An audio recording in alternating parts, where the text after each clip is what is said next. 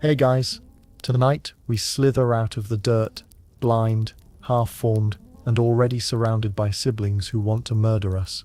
Welcome to your life as a Komodo dragon hatchling. No hugs, no lullabies, just the hot, dry dirt of a shallow nest, and the unsettling sound of something big and hungry sniffing around up top. You're buried maybe a foot deep in loose soil, baking under the sun like an unbaked casserole. And your first instinct isn't to breathe or see, it's to run for your life. So, before you get comfortable, take a moment to like the video and subscribe, but only if you genuinely enjoy what I do here. And as always, drop your location and local time in the comments, because let's be honest, this is the only global lizard support group that exists. Now, dim the lights, maybe turn on a fan for that soft background hum, and let's ease into tonight's journey together.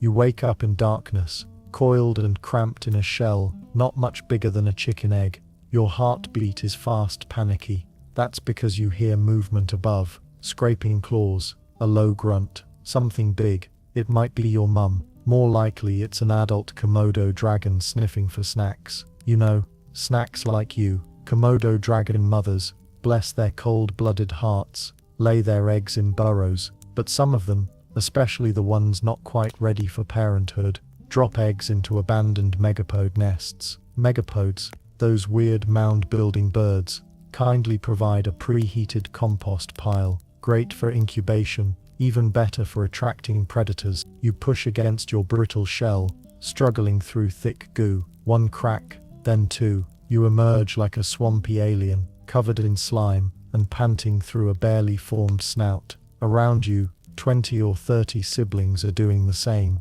Congratulations, you've just hatched into a cannibal pit. There's no lull in this nursery, no moment to cuddle, just primal panic. The first one to break free often turns around and bites the others, because yes, the very first thing a Komodo baby learns is how to fight for survival. You're barely blinking, and already your brother's trying to eat your leg. And if that wasn't enough, the mother, she might be watching from a few meters away, not to protect you. Oh no, she's just guarding the burrow from other hungry adults so she can get first pick of the hatchlings. Think of it like a reptilian Black Friday sale. First come, first devour. One mainstream fact, Komodo dragon hatchlings are only about 12-15 inches long when they hatch. They're scrawny, brightly colored, and shockingly fast. Scientists believe this vibrant coloration helps camouflage them in trees, but it also screams Happy Meal to the adults below. Now you start digging, not to build a home, but to escape. You're using your tiny brittle claws to claw up toward the light, even though your instincts scream that the light means danger. Dirt falls in your eyes, you can't breathe properly, your chest burns. Then finally, sunlight, blazing, blinding sunlight, and hunger. You're starving. You've burned through your yolk sac, and haven't eaten since you were technically an embryo.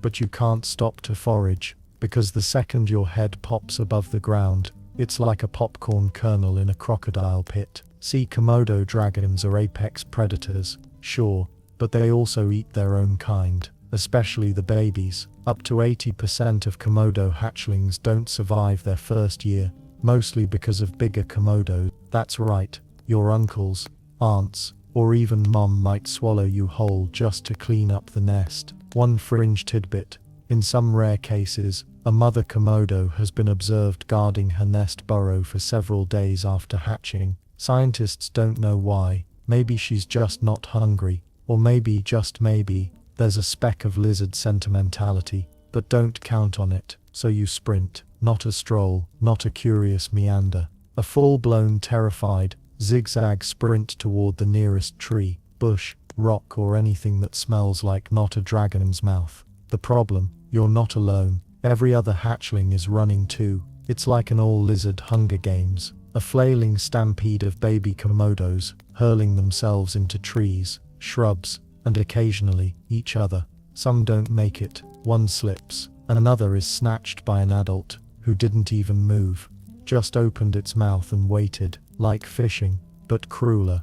You find a tree, a spindly thing, maybe 15 feet high. You scale it with the desperation of a child trying to outrun gravity. Every scratch of bark feels like a claw on your belly, every rustle a death sentence, but somehow, breathlessly, you reach a branch, you freeze.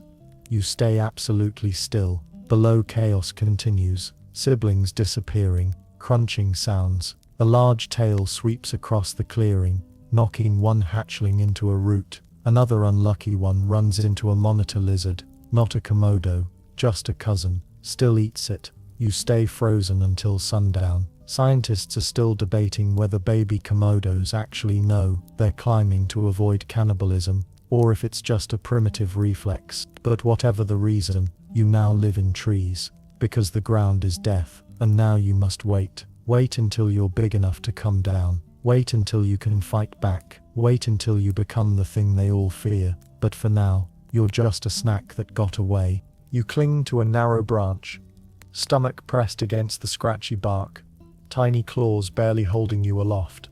Below, the clearing is silent now, but not safe.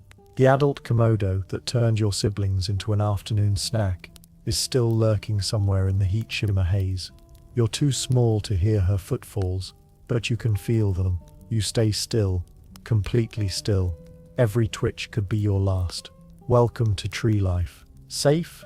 Technically. Comfortable? Not even close. See, you weren't designed for this. Komodo dragons aren't tree dwellers. Your body isn't built for elegant climbing like a monkey or a gecko. Your stubby limbs and long dragging tail constantly threaten to betray your balance. The wind shifts. A leaf flutters. You panic, because one slip means falling into the mouth of something waiting below. You're too small to hunt, too slow to escape, too visible to ignore. And so your world becomes this: trees. Sleep in trees. Creep in trees. Starve in trees. Let's talk about hunger, because boy does it hit differently up here.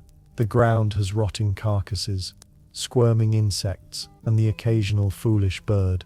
But the treetops, not much beyond bitter berries and the occasional wandering gecko. You've already tried to catch one. It laughed at you.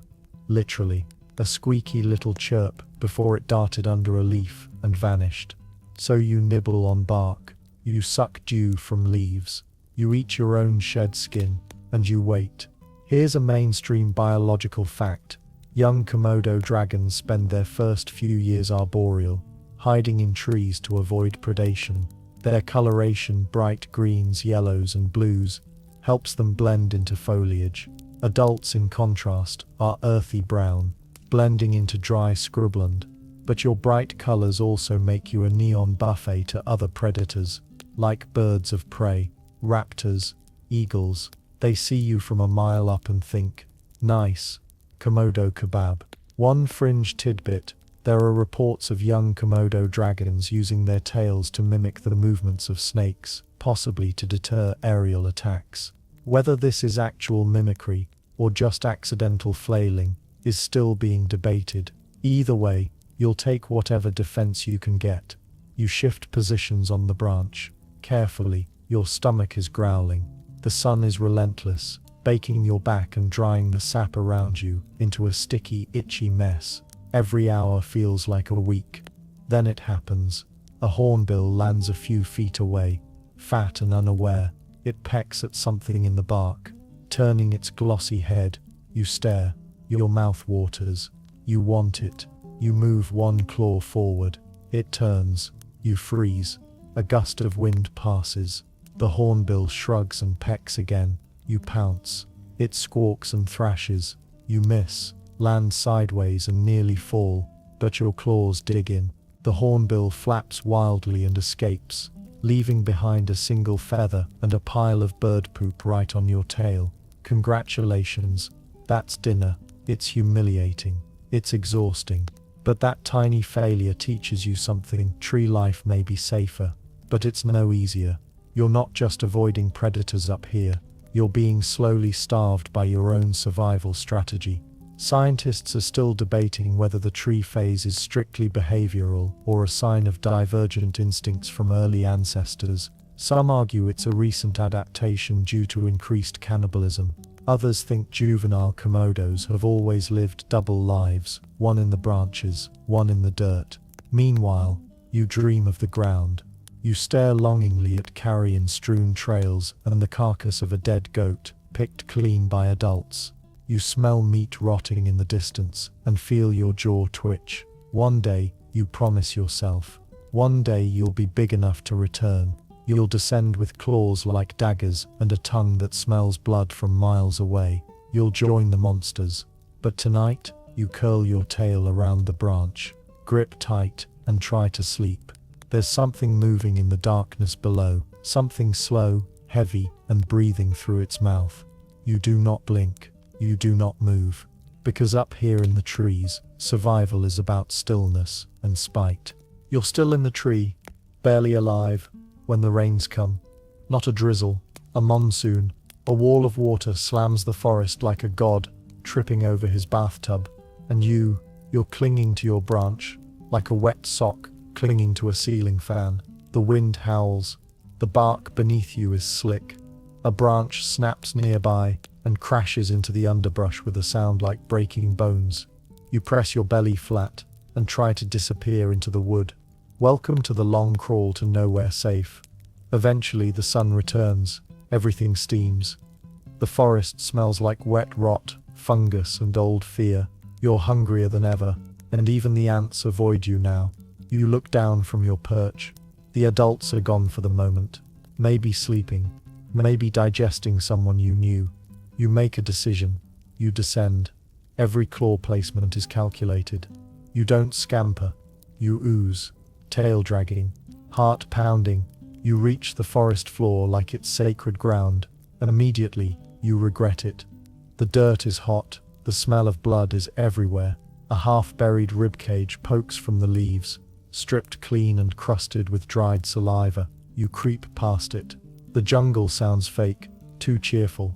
Birds chirping, bugs humming, a cruel backdrop for your very real panic. One mainstream fact: Komodo dragons inhabit only 5 Indonesian islands, including Komodo, Rinca, and Flores. Their habitats range from dry savannas to mangrove swamps, but all share one thing: predators, including their own species. And you're not ready for this. You're maybe 2 feet long now. That's considered toddler-sized in Komodo terms. Not prey exactly, but not fearsome either. Just an awkward tween lizard, trying not to die. So you crawl past bones, feathers, rotten fruit, and something that might have been a sandal once. You hear a low hiss. You freeze. It's a cobra maybe, or just a very judgmental stick. The ground is alive. Beetles scatter. Crabs click in dry grass. You lurch forward, dragging yourself into a sunbeam, hoping to warm up your blood enough to think straight. And then you hear it. A low thud. Then another. Footsteps, not fast ones. Lazy, confident. Each one heavier than your entire body. You know that rhythm. It's an adult Komodo, bigger than you, stronger than you, capable of swallowing you whole, even if you're not as tasty as you used to be. You duck behind a rock. You stop breathing. You pray to whatever deity lizards believe in. It passes, slow dragging tail in the dirt, tongue flicking. It doesn't see you, but it smells something. You, or your last mistake. It pauses, turns. You can't tell if it's sniffing or thinking, or both. A moment later, it moves on. You stay hidden for another 2 hours. Here's a fringe tidbit. Juvenile Komodos have been seen rolling in dung, not for fun but for disguise. Some scientists believe it masks their scent from adult dragons. Others think it's just a side effect of crawling through everything awful. Either way, you're not above trying it. So yes, you roll in poop, and mud, and something unidentifiable. You emerge reeking, but unnoticeable. You keep crawling. You reach a patch of grass, a clearing. Something moves. You ready yourself. This could be it. A bird, a lizard, a frog. Nope. Another juvenile Komodo, roughly your size, your age, maybe even your sibling. You lock eyes, and now the real nightmare begins. You hiss. They hiss. No one blinks. You circle each other, low to the ground. The tension is electric. One wrong move, and it's tail slap city. You try a bluff charge. They don't flinch. They lunge. You twist. Dirt flies. You snap at each other, like teenagers at a midnight McDonald's brawl. The fight ends with both of you panting, bloody, bruised and minus a few scales. No one wins. You limp away. He limps in the opposite direction. You might meet again, might even kill each other next time. Scientists are still debating whether these juvenile skirmishes are dominance rituals, territorial disputes, or just hungry tantrums. The truth is, you're growing, you're getting bolder, and there's no such thing as peaceful coexistence when everyone you meet might eat you. You make it to a rotting log. Collapse. Close your eyes. The jungle chirps on, cheerful and cruel. You have survived your first true crawl across enemy territory. For now. You wake up sore, half covered in dried mud and lizard spit. Your side throbs from yesterday's scuffle. Your stomach aches from 3 days without food. And your tail, well, your tail just hurts for no reason. Congratulations. You've officially survived another day as a juvenile Komodo dragon. But now, tree life is behind you. You're too big to climb, too slow to hide, and too stubborn to die quietly. Welcome to the adult world, where everything is bigger, badder, and still very interested in turning you into lunch. Because guess what? Just because you're not cute anymore, doesn't mean you're safe. The ground is your home now, and it's a battlefield. You begin to explore farther. The forest thins out into dry savanna, a sun-bleached canvas of dust, thorns and scattered bones. Every step kicks up heat. You squint toward the horizon and see another Komodo sprawled in the distance, huge, unmoving, mouth open like a yawning pit.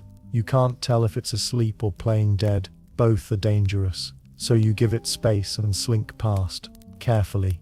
Now let's talk about your body, because it's changing in weird, inconvenient ways. Your limbs are thicker, your movements are heavier, your metabolism is laughably slow. You go hours without moving, days without eating, but you're always hungry, constantly, achingly, criminally. One mainstream fact: Komodo dragons have one of the slowest metabolic rates of any predator their size. This allows them to go weeks or even a month between meals, but it also means that unless they eat something enormous, they're in a near constant state of hunger-induced irritation. You drag yourself toward a stream, tongue flicking, tasting the air. You're hoping for a dead goat, a dying pig, or at the very least a careless chicken. But no such luck today. Just mud, dragon tracks, and a suspicious amount of buzzards circling nearby. You investigate. A small carcass lies in the reeds, something furry, maybe a monkey,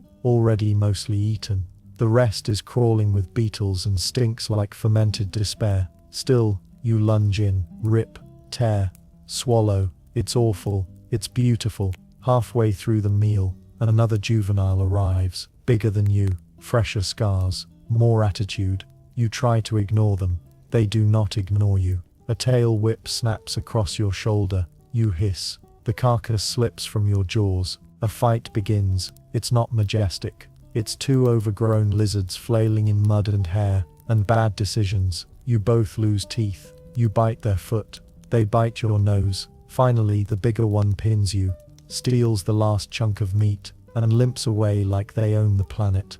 You lie in the reeds, bleeding and humiliated. Here's a quirky tidbit. Komodo dragons can regrow parts of their tails, and even recover from nasty wounds thanks to blood proteins that fight infection. Scientists are studying this immune response to develop stronger antibiotics. In other words, you are a walking pharmaceutical experiment. Still, recovery doesn't mean comfort. Every scar slows you down. Every lost toe is one less chance of balance. You're becoming a patchwork of injuries and lessons, and you're only halfway to adulthood. Scientists are still debating how social Komodo dragons really are. While typically solitary, they've been observed gathering at large kills, sometimes cooperating, sometimes feasting in rank order. But most of the time, it's every dragon for themselves, and the only rule is don't be the slowest. So you limp on, you nap under rocks, you sunbathe to stay mobile, you dream of bigger prey, better days, and a time when no one dares check. But that day is far off. For now you live in a kingdom where everyone's hungry, everything smells like blood, and even resting is a gamble. And yet you're still crawling forward, which means you're winning. You're heavier now. Slower, yes, but stronger. And with that strength comes something dangerous. Confidence. You start venturing farther. No more hiding behind rocks or freezing at every sound. You walk like you own the trail, because in Komodo culture, the bigger you get, the more terrifying you become. And yet, the adults still rule this kingdom like ancient gods. You've seen them eat pigs, goats, deer, and other Komodo dragons. You've watched a full-grown male swallow a juvenile whole without chewing, like someone eating a slimy burrito. You're not safe. You're just slightly less edible than you were before. Welcome to the cannibal kingdom. The rules here are simple. Size wins, weakness dies, and if it smells like food, it is food. That includes you. You learn quickly. You avoid eye contact. You puff up when challenged. You scavenge the edges of kills, but never dive in first. You wait, watching, calculating. One wrong move, and you'll be reduced to a pile of ribs in the dust. One mainstream fact: Komodo dragons are opportunistic cannibals. Studies show that up to 10% of an adult Komodo's diet can be made up of younger dragons. That's not just accidental, that's a system. You come across a half-eaten goat carcass one afternoon, buzzing with flies and half buried in dust. It's fresh, still warm. You hesitate. No other dragons in sight. You bite. You swallow a few strips of meat. Then you hear it. The slow, rhythmic crunch of heavy feet on gravel. You freeze. An adult. Massive. Scarred. One eye missing. You don't even consider fighting. You run. Full sprint. Tail flailing. You trip over a root, tumble into the underbrush, and crawl under a log while trying not to hyperventilate. The adult approaches the kill, sniffs once, and doesn't even bother chasing you. You weren't worth the calories. Not this time.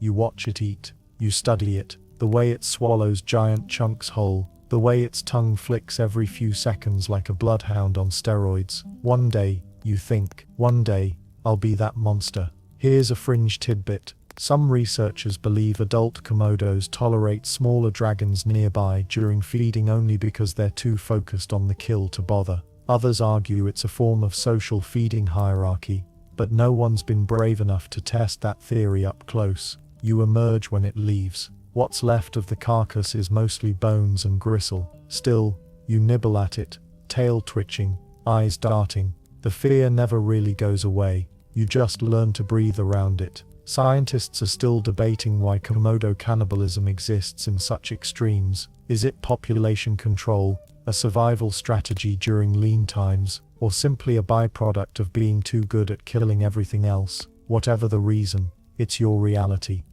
You've seen hatchlings eaten, rivals dismembered, elders ganged up on. No one is safe. Not really, not forever. You sleep that night in a hollowed-out log, one eye open, one claw gripping the ground. You've learned to rest like a soldier, never fully letting go. You dream of meat, of silence, of a world where you're the biggest thing in the clearing, and you wake to find your tail has been bitten in the night. Not off, just bitten. A warning from another juvenile, or maybe a rat, doesn't matter. It hurts. You hiss into the darkness. You swear vengeance. You try to remember which direction the smell came from.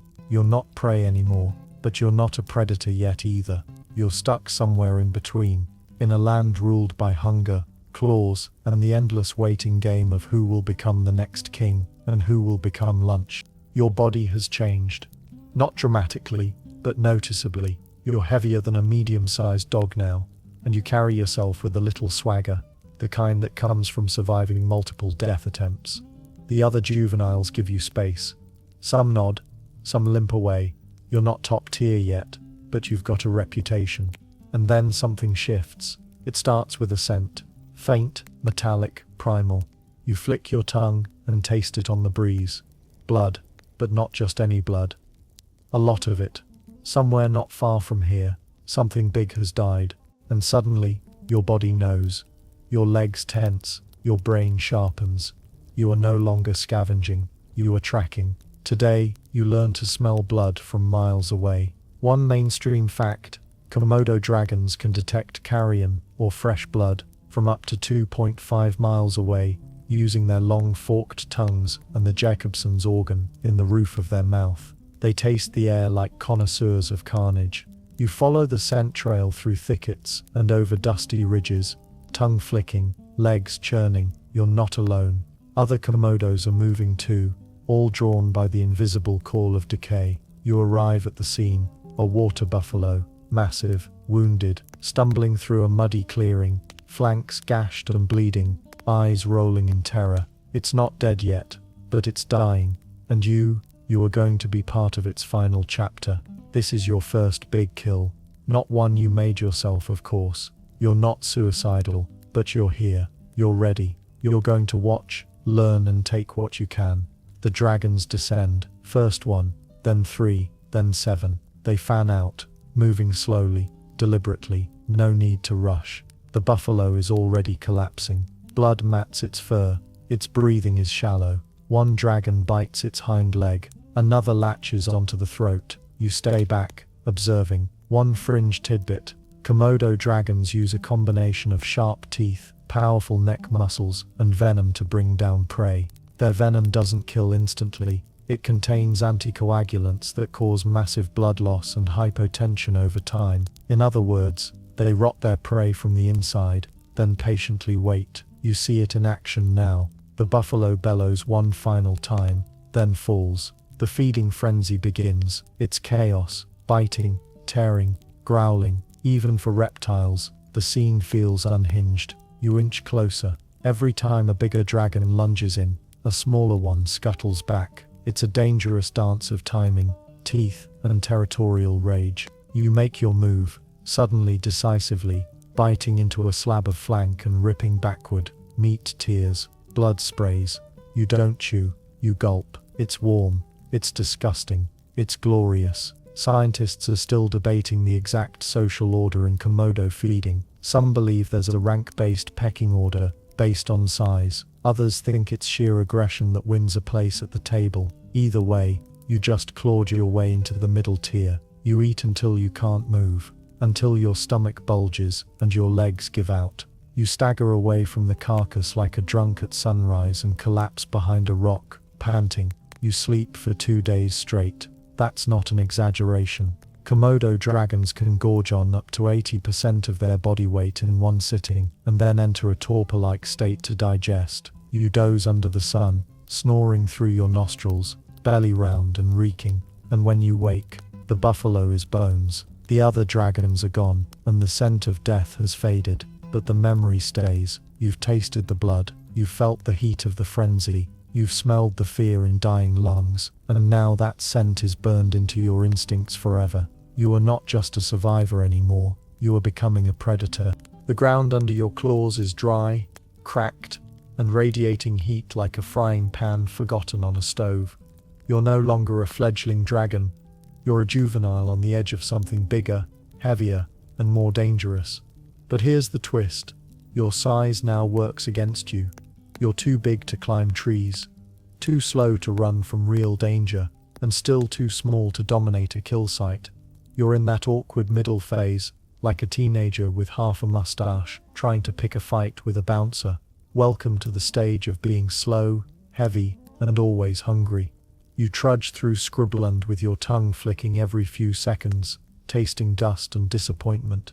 Your belly drags. Your tail leaves a tired groove in the dirt. You look like a lizard that gave up halfway through a gym membership. You're not fasting by choice. It's just that food is scarce right now. The last deer passed through 3 days ago, and the goats are either gone or extremely paranoid.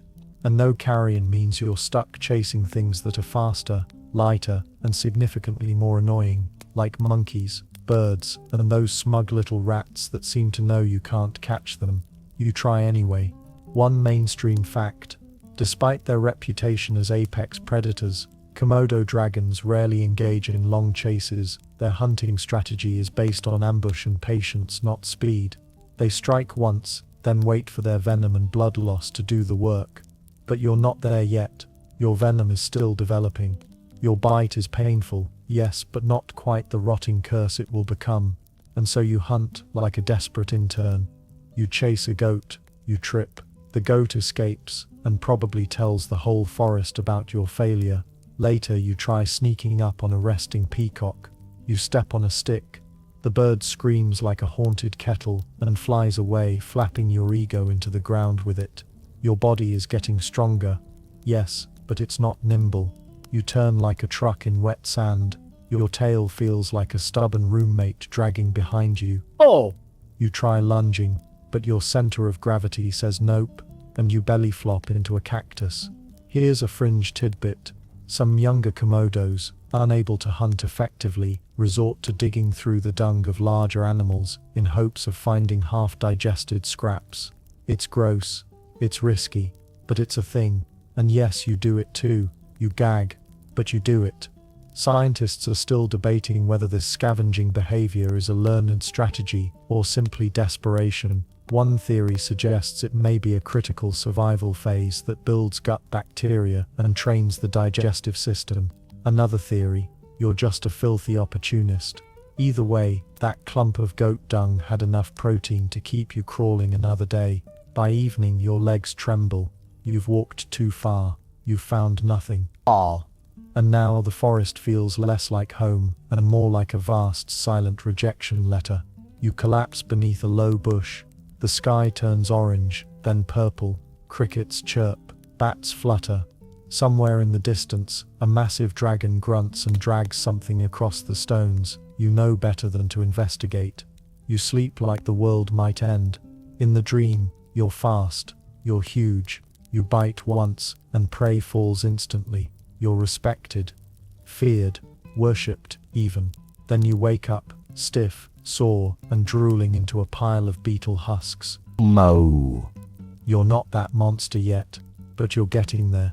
You smell him before you see him. The air shifts, sour, musky, tinged with something coppery. Your tongue flicks twice, then a third time. It's unmistakable. Another dragon is near. And not just any dragon. This one's familiar.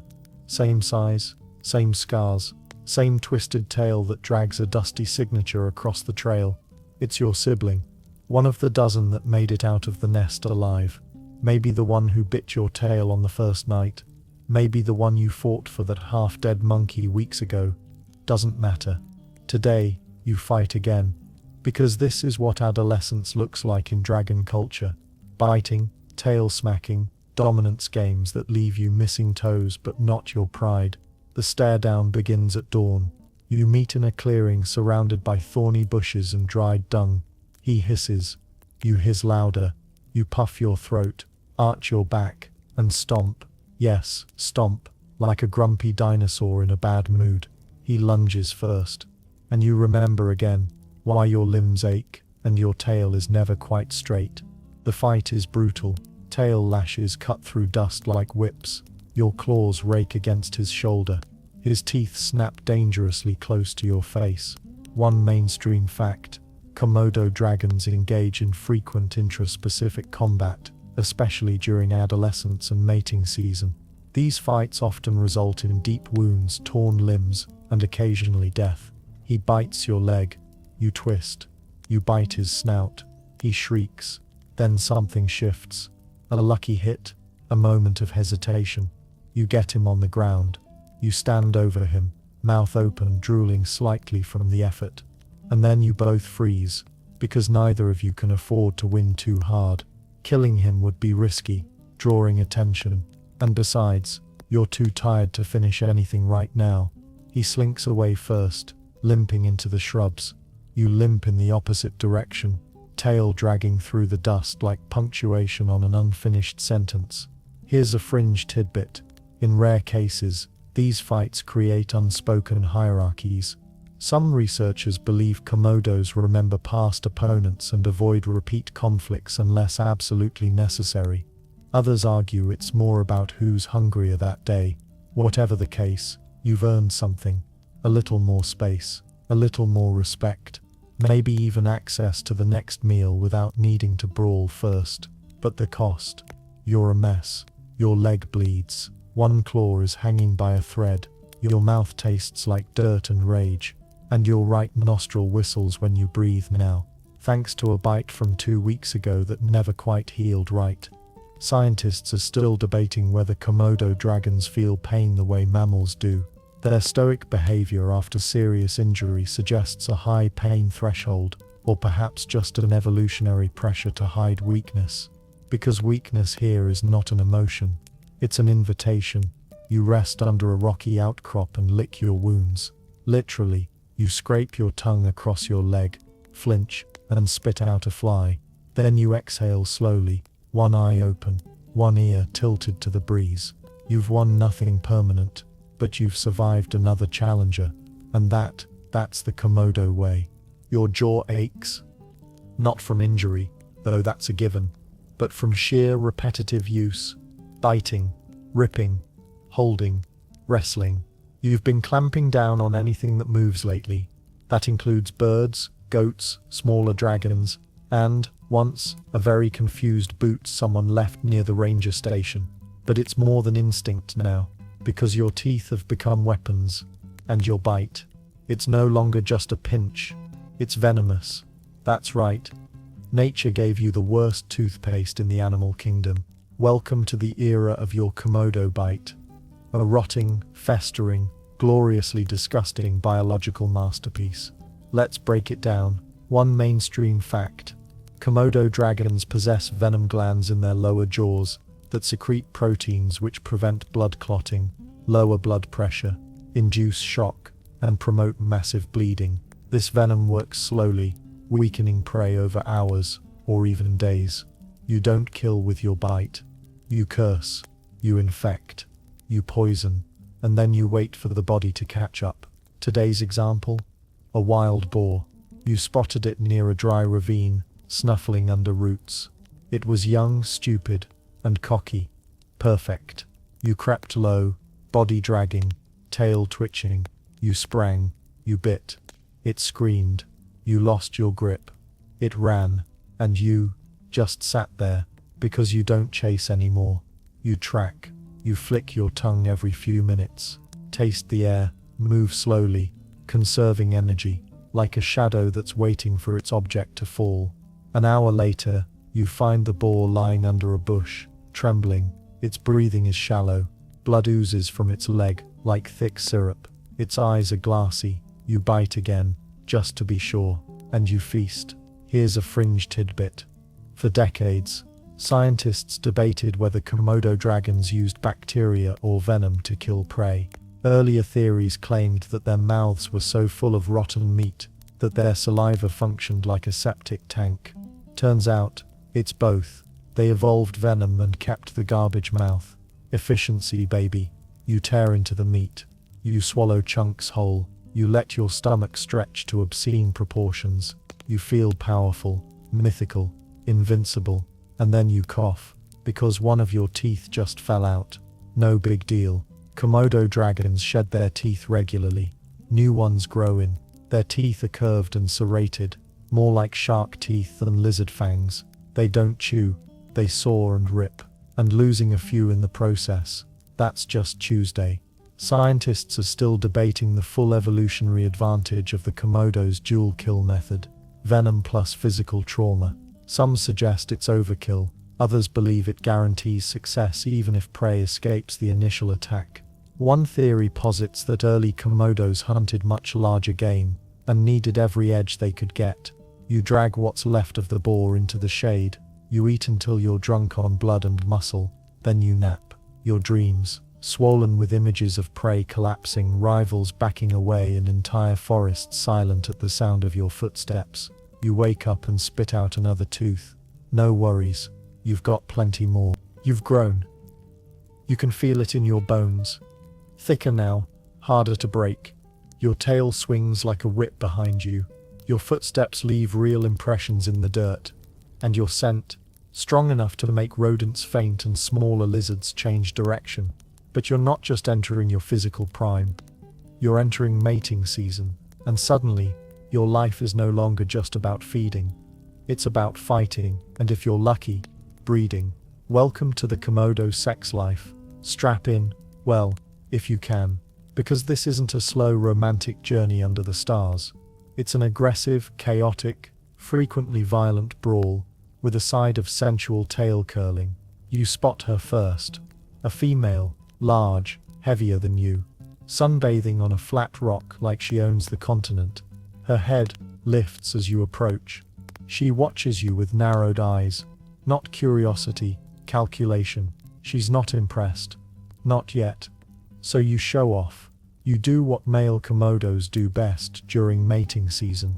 You puff your throat, drag your tail with purpose, and sway your body side to side like an angry parade float. You climb up next to her, tongue flicking like you're trying to taste her DNA, and she responds by biting your neck.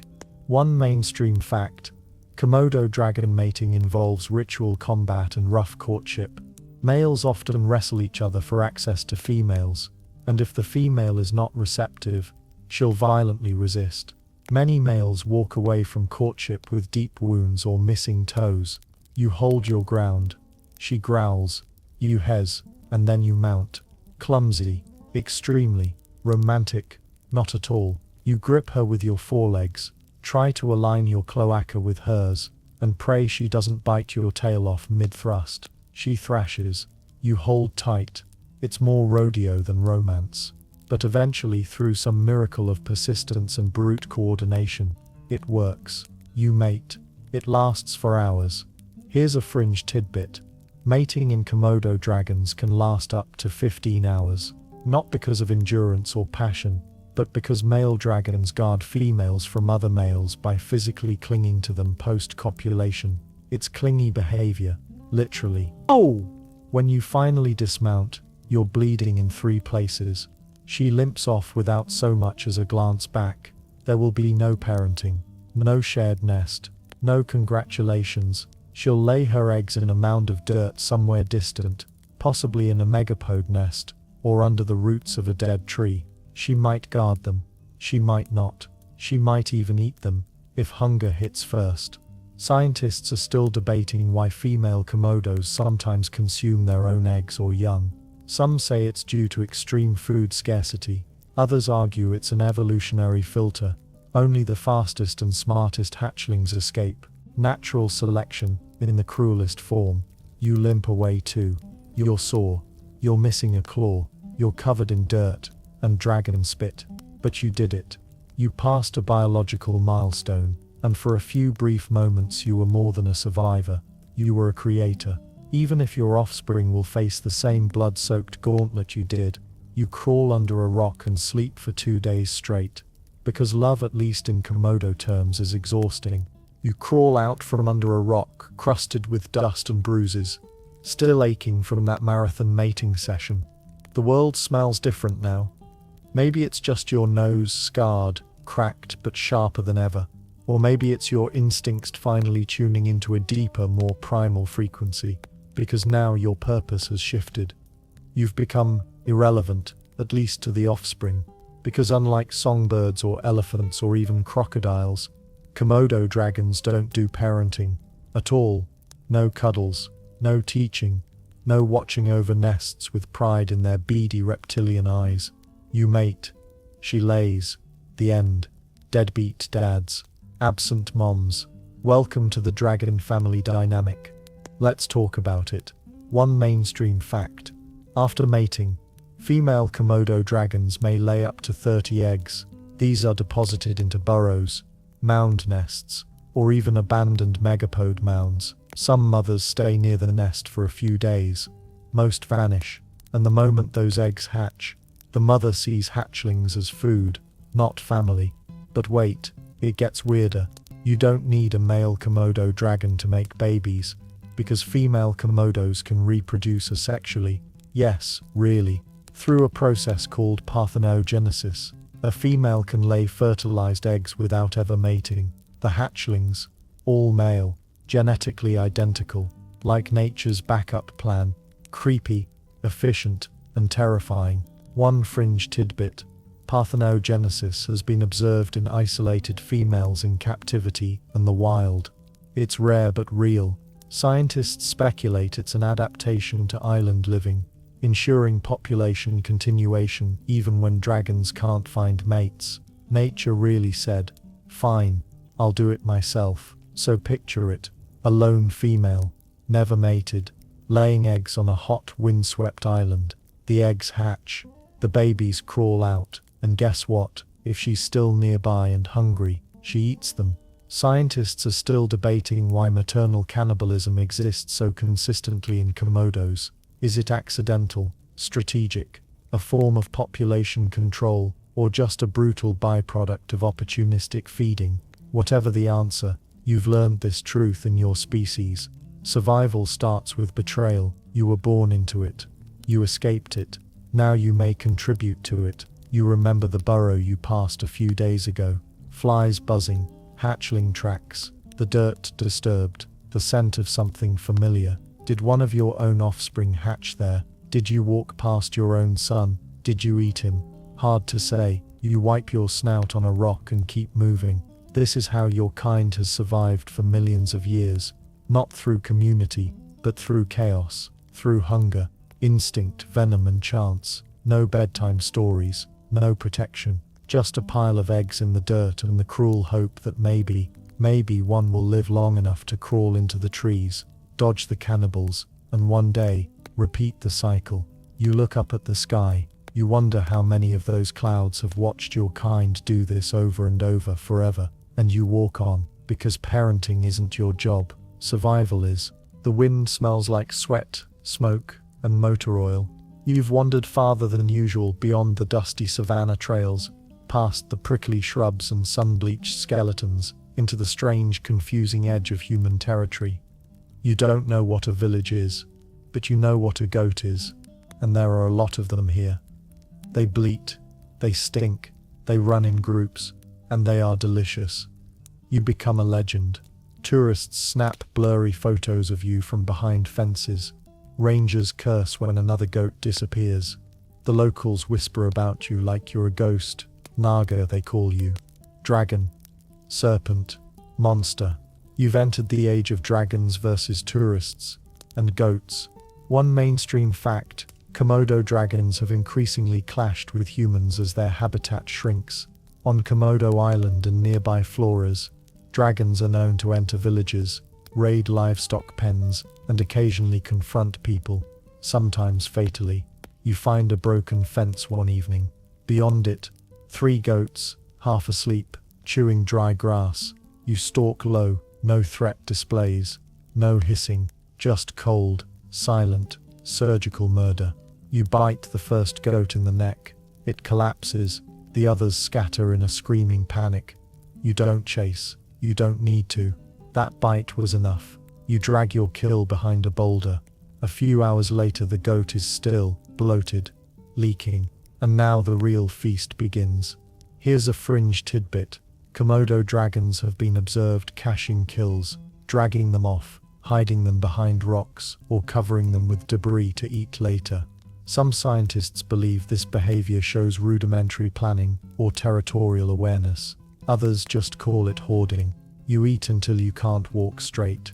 Then you make the mistake of crossing paths with a camera crew. They gasp. They back away slowly. One whispers, "Get the drone, get the drone." You don't know what a drone is, but you do know you hate it immediately. It buzzes. It whines. It circles your head like a neon wasp on speed. You snap at it. Miss. Snap again. Hit. Plastic shatters. The humans yell. One throws a stick. You hiss. Tail whip. Charge. They scatter. Tourists. 0. Dragon 1. Scientists are still debating how increasing human interaction will affect Komodo behavior long term. Some argue they're becoming bolder. Others fear they're losing their natural instincts. One theory even suggests they may adapt to human presence the way raccoons or coyotes have in other parts of the world, by becoming scavenging shadows in our cities. But for now, you're a wild beast with a public image problem. The park rangers start watching you. They tag you with a microchip. They name you. You don't know the name, of course, but they call you Raja. It means king, and you act like one. You patrol your favorite goat routes. You avoid the villages when the sun is too high. You hide under porches during storms. You've even learned to tolerate the scent of motorcycles, because as the humans expand, so do your hunting grounds.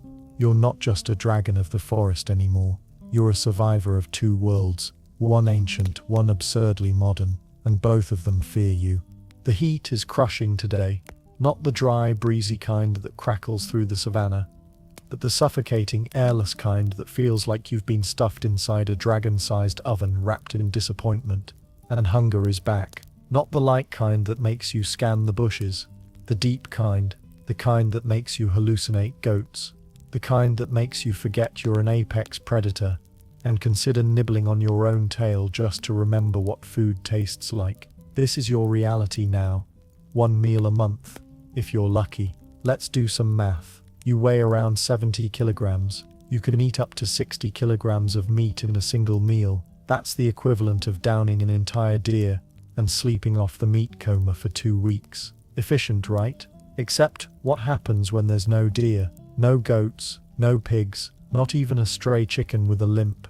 You wait. One mainstream fact: Komodo dragons have extraordinarily slow digestion. After gorging, they enter a lethargic state, using very little energy. Some can survive a whole month, sometimes longer, on a single large meal. But it's a gamble. Miss the next opportunity, and that long digestion turns into slow starvation. You stalk the trails, your legs ache, your tail drags. You check the same carcass site 3 days in a row, nothing. On the 4th day, you see movement. Not a goat, not a pig, something smaller, a dog, a stray village dog, nosing through leaves, completely unaware it's about to meet a lizard with zero patience and a venomous attitude. You strike, a clean bite to the leg. The dog yelps and escapes, but you've done your job. Now comes the hard part. Waiting, because here's the dark genius of the Komodo dragon hunting style. You don't chase, you don't risk energy, you tag, you track, you let time do the work. Your venom slows the heart, keeps the blood from clotting, and makes every step feel like drowning. Here's a fringe tidbit. Some Komodo dragons have been observed following wounded prey for hours, sometimes days, using only their tongues to track the microscopic scent particles left in blood and sweat. Like grim reapers with GPS, you find the dog by morning, collapsed beneath a tree, still breathing, barely. You finish the job, swallow what you can, and bury the rest under loose leaves and dirt. A 2-day meal, maybe 3, then the hunger creeps back in. Scientists are still debating how Komodo dragons manage such extreme feast and famine cycles without organ damage. One theory suggests their low metabolic rate, combined with specialized enzymes, allows for periods of near hibernation. Another suggests they've simply adapted to constant physiological stress, and their organs have learned not to complain. But for you, none of that matters. You just know you're always either full to bursting or on the edge of starvation, no in between. It makes you moody, it makes you reckless, it makes you dangerous, because even a fellow dragon that stumbles into your kill zone, they're no longer a rival, they're lunch. And that's how you survive this game. One bite, one weight, one corpse at a time. You're old now. Not ancient, but older than most get. You've got battle scars where scales no longer grow, a notch in your jaw, 2 missing toes, 1 milky eye that doesn't blink quite right, but you're still breathing, still dragging your 100-kilogram body across trails you've walked since you were a hatchling hiding from your mother. And today is war, because nothing in the Komodo world is handed to you, not even land. The sun rises over your favorite ridge. It's yours, technically. You've hunted here, slept here, marked the rocks with musk and tail scrapes. But that scent, that's fresh. Not yours. Another male. You catch sight of him in the mid-morning glare. Big, younger, stronger in all the ways that make you want to bite something. He's in your territory, nosing around, tail high. It's not a challenge. It's a declaration. And so you do what dragons do when diplomacy fails. You fight. One mainstream fact: Komodo dragons are highly territorial. Adult males especially engage in violent combat to defend or expand their range. These fights can involve grappling, tail slapping, and vicious biting, sometimes leading to death or permanent injury. The clash is instant. You charge. He hisses. You slam into each other with the force of muscle and history. Claws rake scale, teeth scrape bone. You twist, grab his torso, lift, yes lift, and throw him to the side like a bag of angry bricks. He recovers fast, jumps on your back. You roll, dust clouds rise, birds scatter. There's no pause, no referee. This isn't about mating rights. This isn't about food. This is about ownership. Here's a fringe tidbit. Some scientists have noted that older Komodo males, despite physical decline, win fights through experience and psychological dominance. Certain head tilts, tail positions, or bluff charges seem to communicate deeper rules, a reptilian language of pain. But you're not bluffing, you're furious. He goes for your neck. You twist, bite his shoulder. Blood sprays, thick and hot. You taste it. It tastes like victory. He retreats, slowly, hissing, tail dragging. And that's when you know, he's done.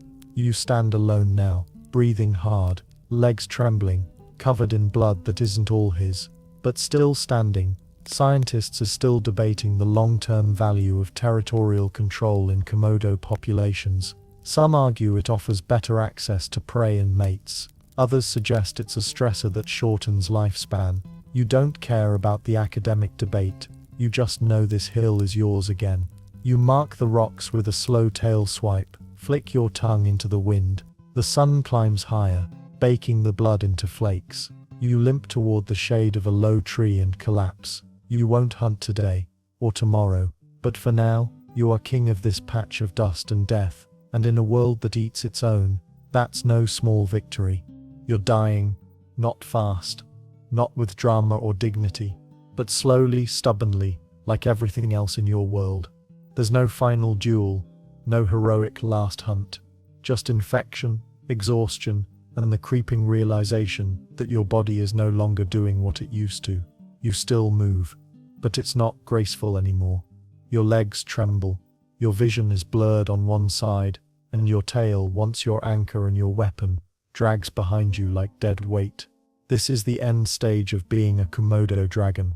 Not a blaze of glory, but a slow, grinding rot. Literally. One mainstream fact: Komodo dragons often die from accumulated injuries, infections, or starvation. Their immune systems are tough, but not immortal. Open wounds, especially bites from other dragons, can fester, and parasites can build up over time. You've got all of it. Your jaw is swollen on one side. Your shoulder oozes something yellow. You can't close one eye, and flies have taken a personal interest in your backside. Still, you crawl. Still, you flick your tongue, because maybe, just maybe, there's one more carcass out there. One last goat. One final tourist cooler, left unattended.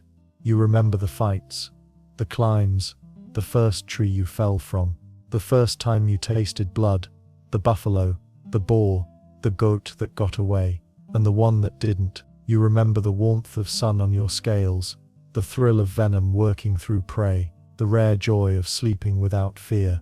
And now, the world grows quiet. You collapse under a gnarled tree, where the wind once smelled like meat and life. Your breath is shallow, your tongue flicks once, then again, then, still. One fringe tidbit: dead Komodo dragons often become food for other Komodos.